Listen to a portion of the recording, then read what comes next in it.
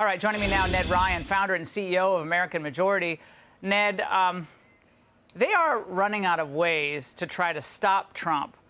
But his point along has been, they're coming for me because I'm standing for you. And he's just a stand-in for what they want to do to the American people. Is that an overstatement on his part, or do you think that pretty much is the pitch down the middle?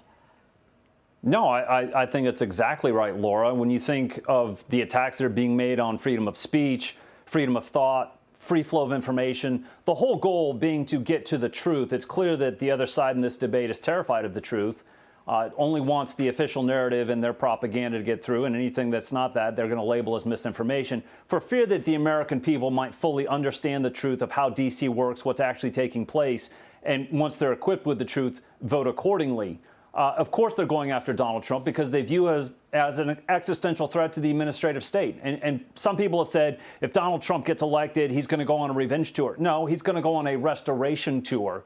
He's going to work to restore us back to a constitutional republic instead of this ruling class and administrative state that, quite frankly, has nothing to do with a constitutional republic. That's what they're afraid of, Laura. They're afraid that if Donald Trump gets back to power, the status quo that I think has been in existence for well over, call it 100 years, will be upended, and that we'll actually get back to the path of restoring the republic. That's what they're terrified. That's what they want to prevent by taking out Donald Trump. Yeah, when you turn over the rocks, then a lot of stuff crawls out from under the rocks. And we're going to see just how bad Washington is.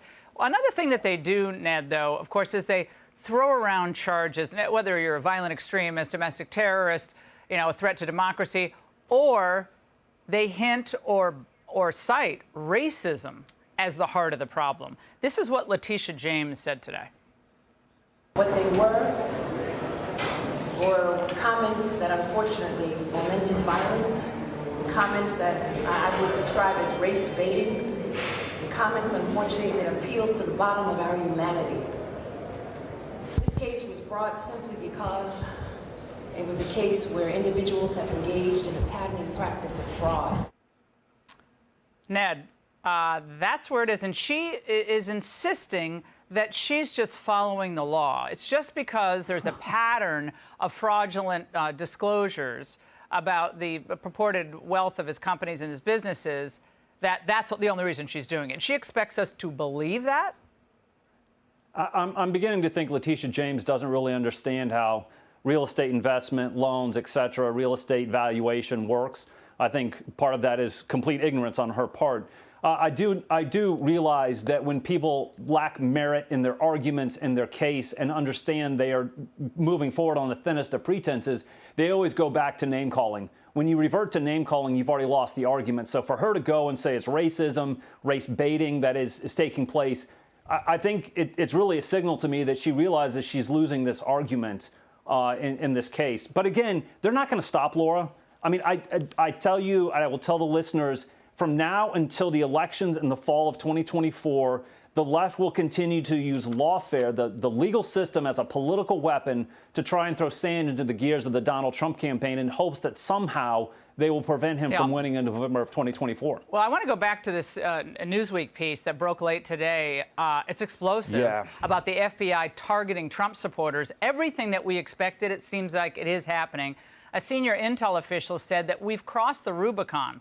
Trump's army constitutes the greatest threat of violence domestically, politically. That's the reality and the problem set.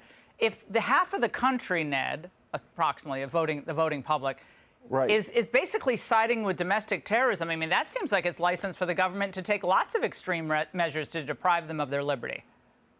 Well, it feels like the president last week saying, America first, they're an existential threat to the very soul of this country, dehumanizing, demonizing. This week, we find out from Newsweek that FBI is actually trying to target America first as domestic terrorists, again, following their trend, pro-lifers, conservative Catholics, concerned parents at school board meetings. I think the real tell in that article to me, Laura, was when an FBI officer said, well, this would apply equally even to the Democratic Party, but their supporters aren't given to violence. Dude, did you Rip Van Winkle your way through the 2020 BLM and Antifa riots, in which there were billions of dollars destroyed, dozens and dozens of lives cost by those riots, and real domestic terrorists? And what they're telling us is, well, actually the real terrorists in this country are the prayerful pro-life grandmas, and those BLM Antifa folks, they're mostly peaceful. I think the thing that is, again, terrifying to me is when you don't have equal application of the law and use it as a weapon, there is no rule of law. And it also should become apparent to people, if that's how it's approached, you're not a citizen, you're a subject. Yeah, well, you're subhuman. And you can't govern a country that you hate. You can only rule over the country that you hate.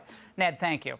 Hey, Sean Hannity here. Hey, click here to subscribe to Fox News YouTube page and catch our hottest interviews and most compelling analysis. You will not get it anywhere else.